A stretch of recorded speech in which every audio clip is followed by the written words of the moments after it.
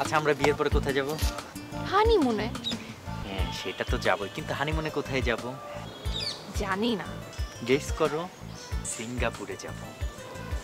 না, সিঙ্গাপুর না। I don't like Singapore. কোথায় যাব? এই তুই কার গার্লফ্রেন্ড নিয়ে হানিমুনে সিঙ্গাপুরে যাবি? ভাই আমার হয় তোর গার্লফ্রেন্ড? রাজ, তুমি আবার আসছো এখানে? আমি আসবো না, কি আসবে এখানে?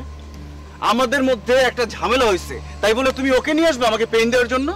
সরি, তোমার সাথে আমার কোনো ঝামেলা হয় নাই, তোমার সাথে আমার ব্রেকআপ হয়ে গেছে, মানে সব শেষ। আর ও হচ্ছে আসিফ, আমার কাজিন, ওর সাথে আমার বিয়ে ঠিকঠাক। ভাই যা হবার হয়েছে, ও আমার হবু বউর সাথে আমার বিয়ে ঠিকঠাক। কথা বুঝেননি আপনি? ও আমার গার্লফ্রেন্ড, আমি ওর বয়ফ্রেন্ড।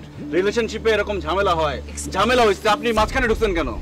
এক্সকিউজ মি, আমি আপনার গার্লফ্রেন্ড না, আপনি আমার এক্স বয়ফ্রেন্ড। মানে আপনার সাথে আমার সম্পর্ক ছিল এন্ড সেটা শেষ।